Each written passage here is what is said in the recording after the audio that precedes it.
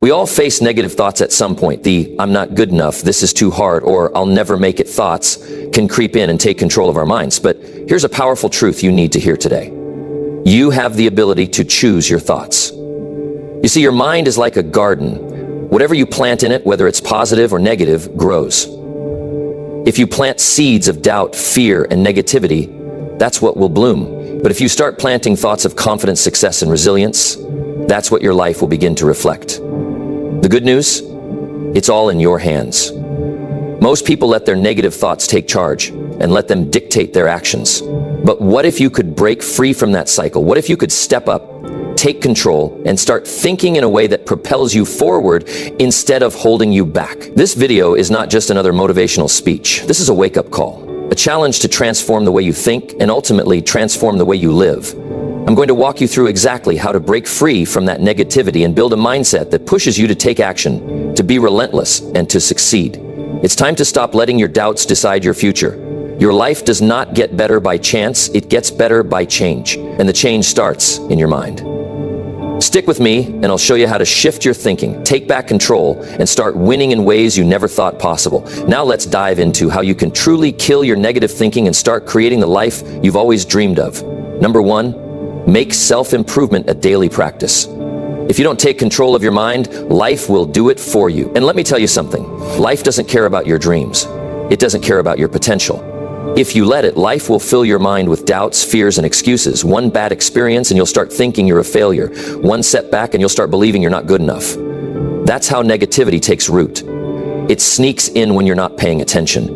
And if you don't do something about it, that negativity doesn't just sit there. It grows, it multiplies, it starts shaping your thoughts, your decisions, and ultimately your future. Before you know it, you're stuck living the same day over and over again, wondering why nothing ever changes. But let's be clear, your mind isn't the problem. The problem is that you haven't trained it to work for you instead of against you. If you want to kill negative thinking, you have to make self-improvement a daily practice. Not once in a while, not when you feel like it, every single day. Because here's the truth, your mind is like a muscle. If you don't train it, it gets weak. It becomes lazy. And a lazy mind will always default to negativity. Always. That's why you can't leave it up to chance. You can't hope that one day you'll just start thinking positively. That's not how it works. You have to reprogram your mind. You have to build the habit of feeding it the right things every single day. Now, some people hear this and think, that sounds exhausting. I don't have time for self-improvement every day. Really? But you have time to scroll through your phone for hours?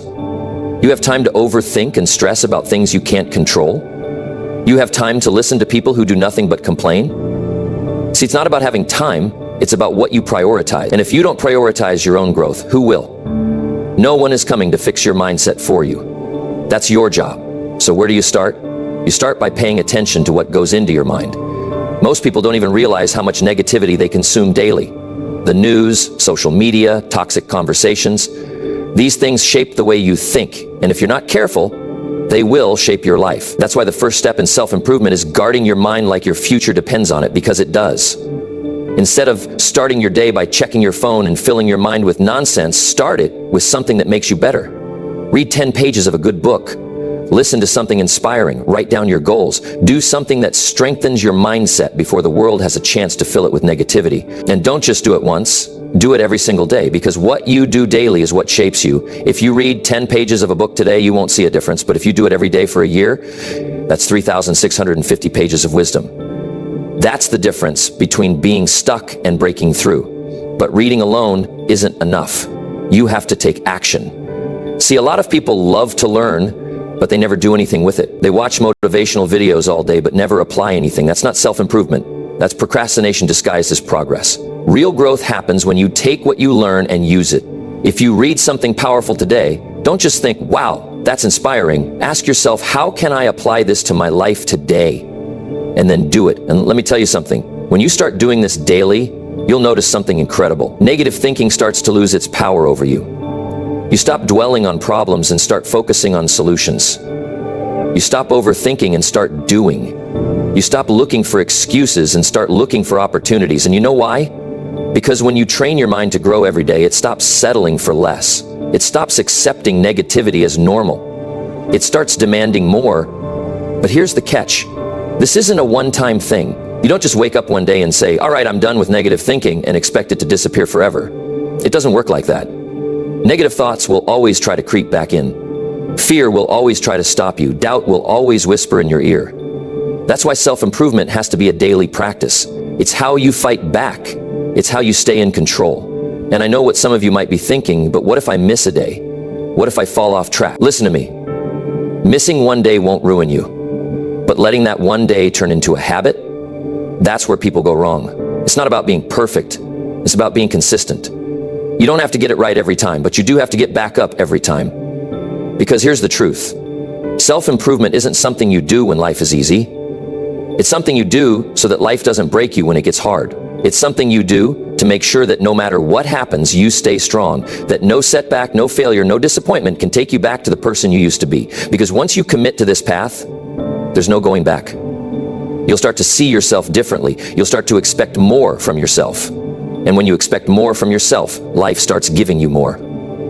But it all starts with one decision. The decision to stop waiting. The decision to stop making excuses. The decision to start improving yourself every single day, no matter what. Because the moment you make that decision, you take your power back. The moment you make that decision, negative thinking starts to die. And the moment you make that decision, your entire life starts to change. Number 2, detach from past failures and regrets. Your past does not define you unless you let it.